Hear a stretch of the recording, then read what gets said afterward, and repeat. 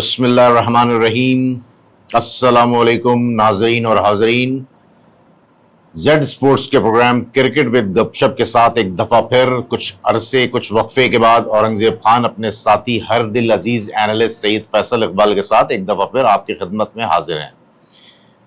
जैसा कि आपको पता है कि क्रिकेट T20 वर्ल्ड कप का दौरा है।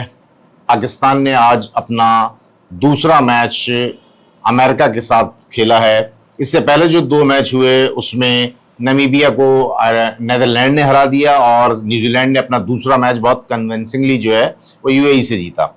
आज का मैच जिस तरह से पाकिस्तान ने खेला है, शुरुआत की है, उसके बारे में मैं यही समझता हूं कि पाकिस्तान ने ऐसा लग रहा था कि शायद पाकिस्तान इनको बहुत बुरी तरह रोन देगा, लेकिन बहरहाल बहुत बेहतर परफॉर्मेंस का मुजाहरा किया है अमेरिकन टीम ने। खास तौर पे उनका जो बैट्समैन था उसका मेरे जहन में नाम नहीं आ रहा, बहरहाल उसने बहुत उम्दा बैटिंग का मुजाहरा किया और जो शायान था उसने भी बहुत आला बैटिंग की, जो पाकिस्तानी है।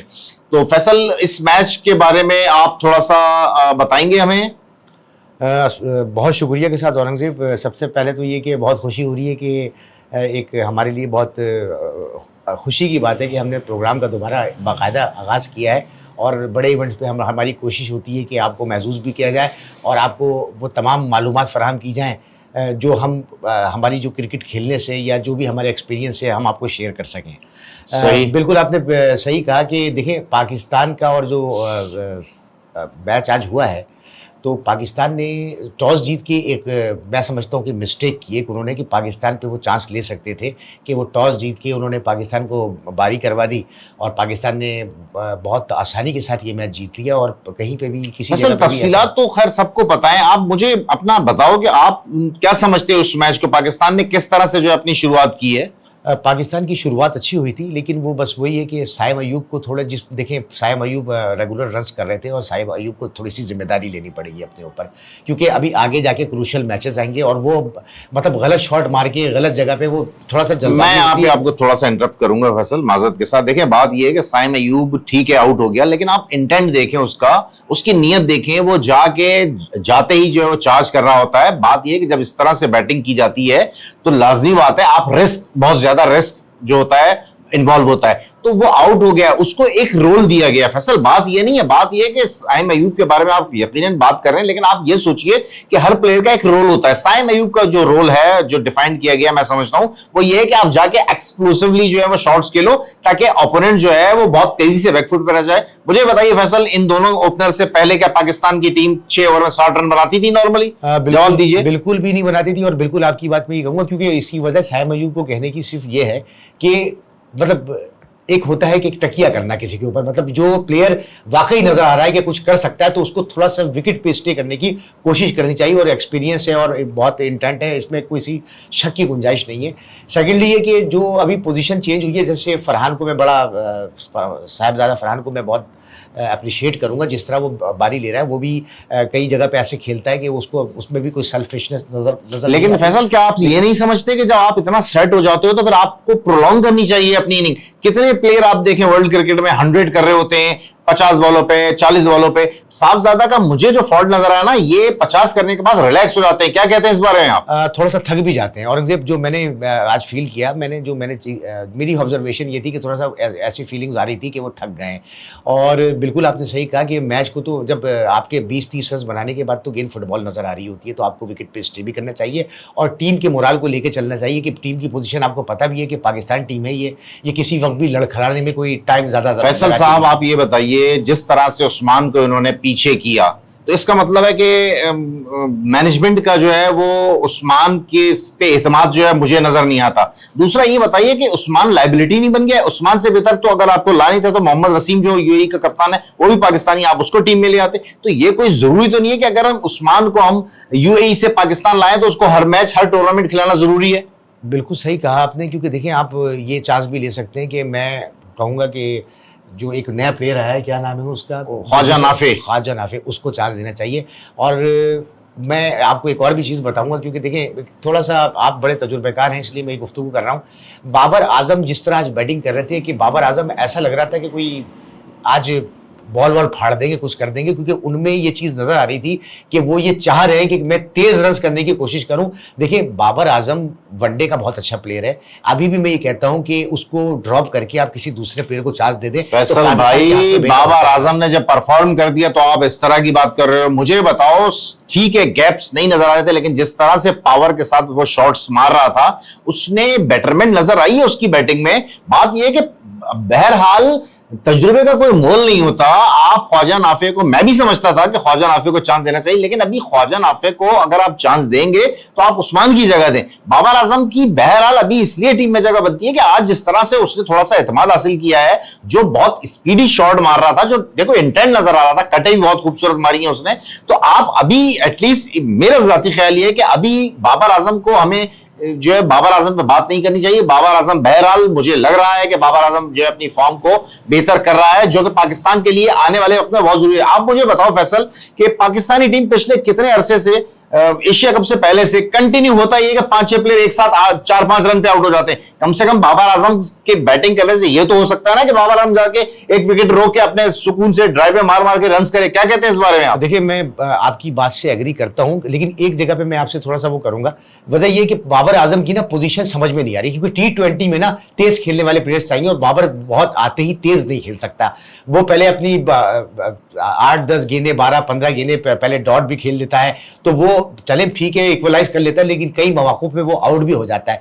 तो बाबर की जो बैटिंग की तरीकेकार है, वो बाबर एक डिफरेंट टाइप का प्लेयर है। लेकिन T20 में जैसे आज शादाब ने बैटिंग की, मैं कहता हूँ कि बहुत कम बॉलों पे उसने 30 रन बनाए। इस तरह की जो है 2-3 बारियां चाहिए होती हैं कि 11 बॉलों पे 22 रन कोई कर दे, 22 बॉलों पे कोई 42 रन कर दे, तो वो टीम के लिए बड़ी काउंट करती है। आपकी बात से मैं बहरहाल मुत्तफिक हूं, आधा मुत्तफिक हूं, आधा नहीं। उसकी वजह यह है, देखें फैसल, दूसरों की जो दूसरी टीम है ना, उनके पास जितने भी प्लेयर होते हैं ना, वो बहुत तेज खेलने वाले होते हैं। ठीक है, पाकिस्तान के पास मसला यह है कि बहुत कोई आउटस्टैंडिंग बैट्समैन नहीं है। आप किसी प्लेयर पे, किसी बैटर पे आप रिलाय नहीं कर सकते, ये जाके ये करेगा, ये जाके वो करेगा।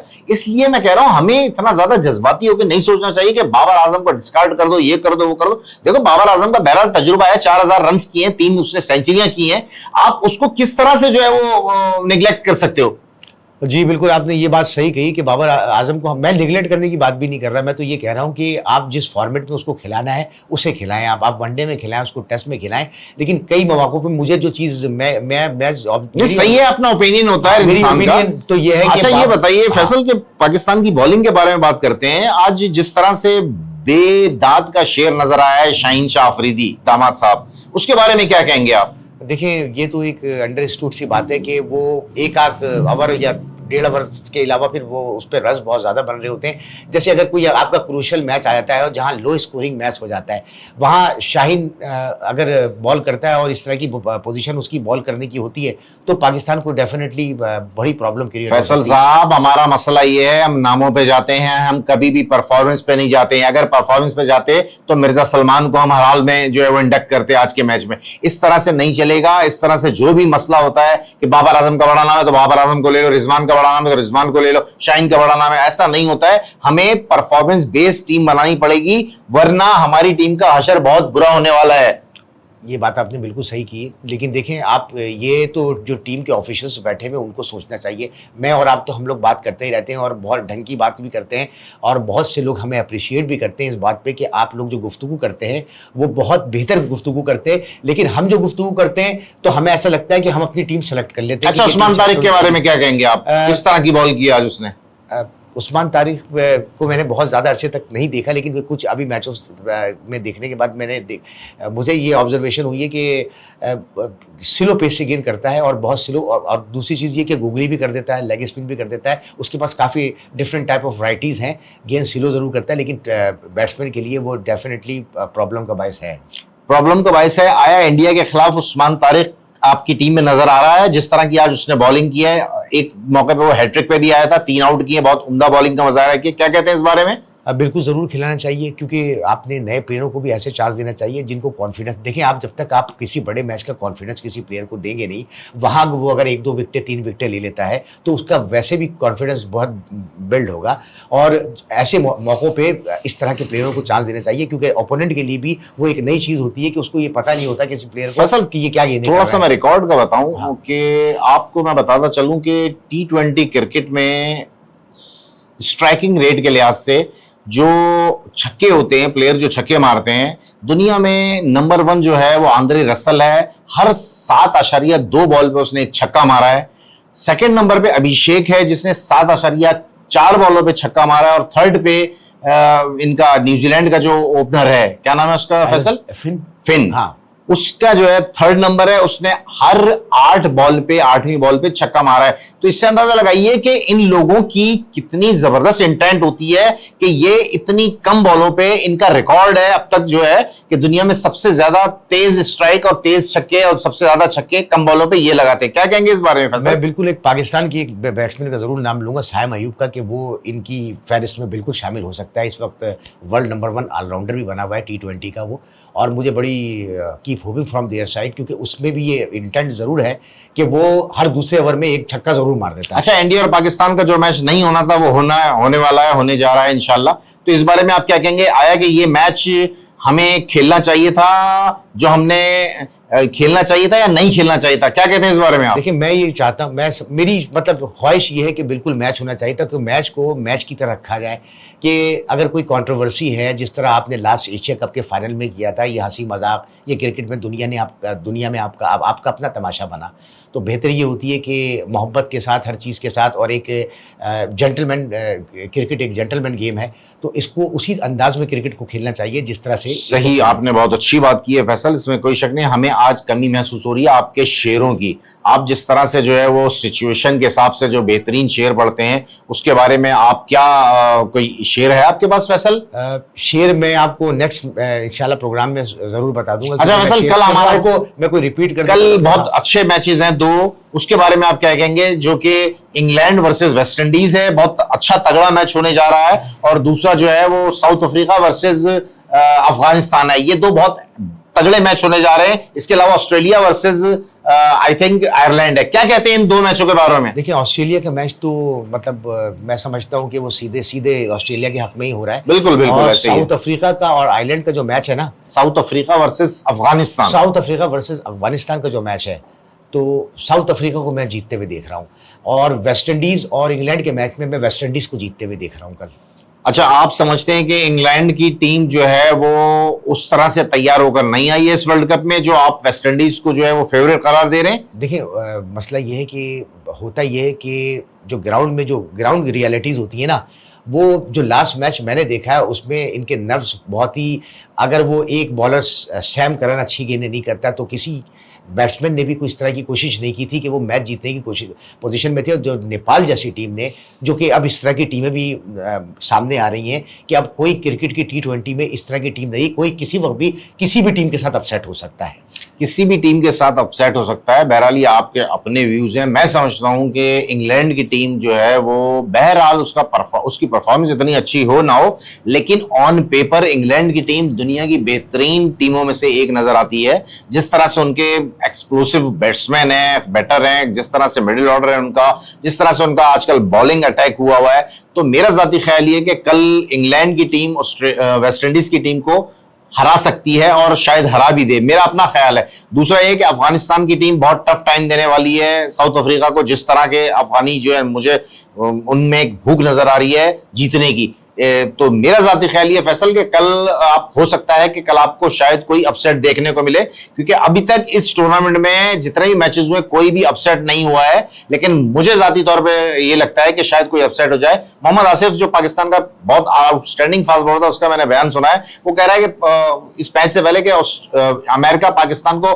बहुत आसानी से हरा देगा। क्या कहते हैं इस बारे में आप? अमेरिका का पाकिस्तान को बहुत आसानी के साथ हरा देगा तो मुझे ऐसा लग नहीं रहा था, क्योंकि कंडीशन ये होती है कि देखिए, पिछला भी जो टूर्नामेंट अमेरिका में जो हुआ था वो विकेटें इस काबिल नहीं थी, उस जगह पे, उस वैल्यू पे ये टूर्नामेंट नहीं करवाना चाहिए था जो हुआ था, जिसमें पाकिस्तान सेमीफाइनल में क्या क्वार्टर, मतलब पोजीशन पे भी नहीं आ सका था, लेकिन ये कि अपनी गलतियों से भी हुआ था, लेकिन बहरहाल ये कि वो मजा नहीं आया था जो लास्ट वर्ल्ड कप फैसल भाई, आपकी बात से मैं बिल्कुल मुत्तफिक हूं। देखें, मैं फिर ये कहूंगा, अपनी पाकिस्तानी टीम को सजेशन दूंगा कि भाई अपनी बैटिंग में इस्तेहकाम लाओ। जिस तरह से नवाज इतना ज्यादा जो है वो ढीला ढाला लग रहा है, जिस तरह से दोनों मैचेस में उसने बैटिंग की है, ऐसा लग रहा है जैसे कि उसके ऊपर कोई जादू हो गया है। जिस तरह से पिछले मैच में फहीम अशरफ ने आउटस्टैंडिंग बैटिंग की थी, आज बहुत ही बुझे बुझे नजर आए।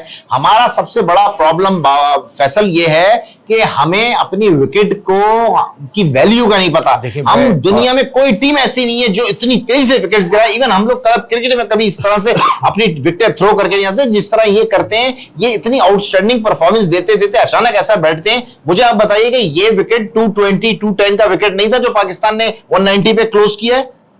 औरंगजेब, अब आपने वो दिल के तार छेड़ देने वाली बात करते हैं ना। देखें, बात ये तो ये शुरू से इनके साथ आप देखें कि एशिया कप के फाइनल में इन्होंने क्या क्या किया था। 111 रन पे इनका एक खिलाड़ी आउट था और 147 रन तो पूरी टीम। असल ये कंटिन्यू हो रहा है, ये कंटिन्यू हो रहा है। और देखिए, दूसरी चीज ये कि बड़ी अच्छी आपने बात की कि अगर हम नवाज पे मतलब रिलाय नहीं करेंगे तो फिर किस पे करेंगे। आपको भरपूर तरीके से चांस मिल रहा है, इनकी जिम्मेदारी है, ये ऑलराउंडर्स हैं। और आपने अगर औरंगजेब मैच देखा हो तो आपने ये चीज जरा देखने की कोशिश करें कि उसकी बल्ले पे तो गेंद ही नहीं आ रहा है।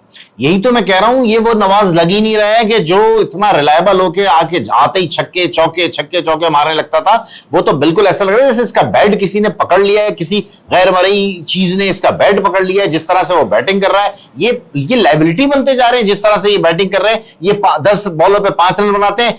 समझो आपके पाकिस्तान का जो है वो 2 ओवर में आपने 5 रन बनाए।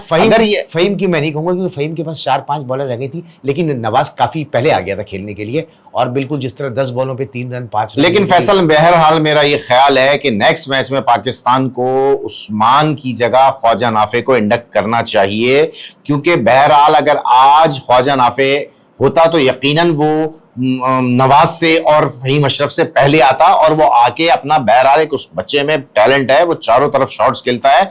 ये नहीं है कि वो कवर पे ही मारता है या लेग पे ही मारता है, वो हर जगह शॉट मारता है। उसके अंदर बहुत सलाहियत है, उसके अंदर बहुत एतमाद है। बास प्लेयर ऐसे होते हैं कि जिनको आप ये नहीं सोचते कि ये फर्स्ट क्लास क्रिकेट नहीं खेला या ये नहीं खेला या वो नहीं खेला। डेविड वार्नर ने कितने फर्स्ट क्लास मैचेस खेले थे जो वो T20 खेल के टेस्ट क्रिकेट खेल गया।